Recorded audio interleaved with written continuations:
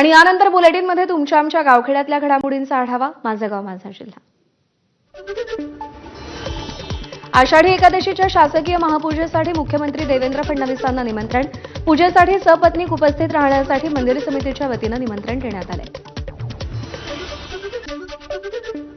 धवलसिंग मोहिते पाटील यांच्या बलराज अश्वाचं तुकाराम महाराजांच्या पालखी सोहळ्यासाठी प्रस्थान. गेले 35 ते 40 वर्ष मोहिते पाटील यांचा अश्व जगद्गुरूंच्या पालखी सोहळ्यामध्ये रिंगणासाठी धावत असतो. आषाढीपूर्वी 22 जूनला पंढरपूरमध्ये पालकमंत्र्यांच्या उपस्थितीमध्ये महास्वच्छता अभियान.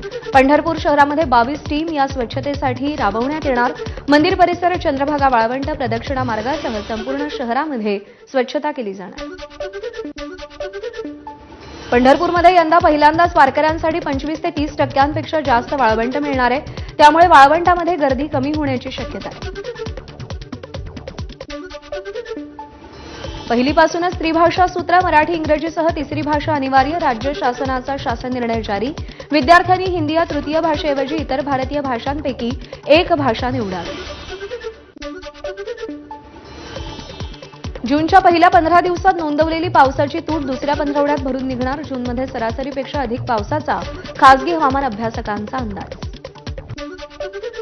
सिंधुदुर्ग जिल्ह्याला आज ऑरेंज अलर्ट. जिल्ह्यामध्ये मुसळधार पावसाची शक्यता. तसंच मच्छीमारांनी समुद्रकिनारी न जाण्याचं आवाहन. भंडाऱ्यामध्ये वादळी वाऱ्यासह पावसाची हजेरी. हवामान विभागानं दिलेल्या इशाऱ्याप्रमाणे जिल्ह्यातल्या अनेक भागामध्ये मुसळधार पाऊस. शेतीसाठीच्या एआय धोरणाला मंजुरी. मंत्रिमंडळ बैठकीत महत्त्वपूर्ण निर्णय. या धोरणामुळे कृषी क्षेत्राच्या विकासाला चालना मिळणार. राज्यातील स्वस्त धान्य दुकानदारांचं कमिशन मागच्या 8 महिन्यांपासून थकीत. याबाबत केंद्र सरकारकडे प्रस्ताव पाठवला जाईल. स्वस्त धान्य दुकानदार संघाला महसूल मंत्री चंद्रशेखर बावनकुळेंचं आश्वासन. शिक्षकांनी सादर केलेल्या दिव्यांगत्व प्रमाणपत्र, आजार प्रमाणपत्रांची जिल्हा शल्य चिकित्सकांकडून तपासणी केली जाणार. त्यामध्ये अनियमितता आढळल्यास संबंधित शिक्षकांवर फौजदारी गुन्हे, निलंबन अशी कारवाई करता येणार.